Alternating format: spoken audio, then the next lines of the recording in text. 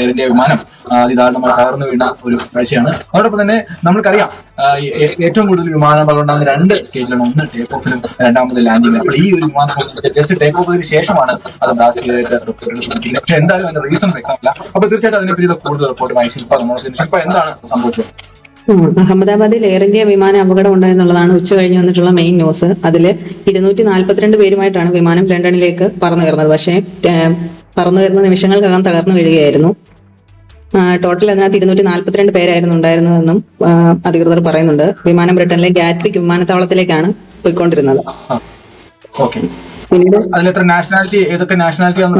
169 പേർ ഇന്ത്യക്കാരും 43 പേർ ബ്രിട്ടീഷുകാരും 7 പേർ പോർച്ചുഗീസ്, ഒരു കാനഡ, അങ്ങനെ സിറ്റിസൺഷിപ്പ് എല്ലാം പറയുന്നത്.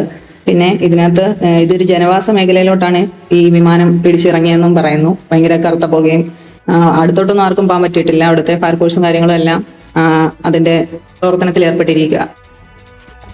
അപ്പം നിലവിൽ ഇതുവരെയും എന്താണ് റീസൺ എന്നുള്ളത് പല മാധ്യമങ്ങളും റിപ്പോർട്ട് ചെയ്യപ്പെടും. ഒരു പക്ഷേ എന്താണ് ഇനി കുറച്ചുകൂടെ കഴിഞ്ഞാൽ മാത്രമേ ഒരു പക്ഷേ എന്താണ് യഥാർത്ഥ കാരണമെന്ന് വ്യക്തമാകുള്ളൂ. അപ്പൊ ഇതിനോടകം തന്നെ ഈ ബോയിങ് യാത്രാ വിമാനത്തിന്റെ പല ഷെയറുകളും അവിടെ ഷെയറുകളെല്ലാം ഇടിഞ്ഞിരിക്കുന്നു. അതോടൊപ്പം തന്നെ സോഷ്യൽ മാധ്യമങ്ങൾ നമ്മൾ പരിശോധിക്കുകയാണെങ്കിൽ എയർ ഇന്ത്യയുടെ എല്ലാ എയർ ഇന്ത്യ ഇപ്പൊ നമ്മൾ എക്സിലൊക്കെ പരിശോധിച്ചപ്പോൾ തന്നെ എയർ ഇന്ത്യയുടെ അവരുടെ ഇമേജ് എല്ലാം, അവരുടെ പ്രൊഫൈൽ പിക്ക് എല്ലാം ബ്ലാക്ക് ആയിട്ട് സൂചിപ്പിക്കുന്നു. അതുകൊണ്ട് തന്നെ ഇതിനോട് തന്നെ പല നരേന്ദ്രമോദി, അതുപോലെ തന്നെ അമിത്ഷാ ഗുജറാത്ത് മിനിസ്റ്റർ, ഇവരെല്ലാം തന്നെ റെസ്പോണ്ട് ചെയ്തിരിക്കുകയാണ് ഇതിനെപ്പറ്റി. എന്ത് തന്നെയാണ് ഇത് വളരെ ദാരുണമായ സംഭവമാണ്. ഇനി വേറെ എന്തെങ്കിലും അപകടത്തിന് മുൻപ് 1:39 പറന്നുയർന്ന വിമാനത്തിൽ നിന്ന് ഒരു അപകട സന്ദേശത്തിന്റെ ഒരു കോള് ഈ നമ്മുടെ വിമാനത്താവളത്തിലേക്ക് ലഭിച്ചിരുന്നു. പക്ഷെ അതിന് റെസ്പോൺസ് ഒന്നും ഉണ്ടായിട്ടില്ല. ശേഷം ഈ അപകടം നടക്കുകയായിരുന്നെന്നാണ് നിലവിൽ പുറത്തു വരുന്ന വിവരം. എന്ത് തന്നെയാലും ഇതിനെപ്പറ്റിയുള്ള കൂടുതൽ റിപ്പോർട്ടുകൾ വരുന്നേ ഉള്ളൂ.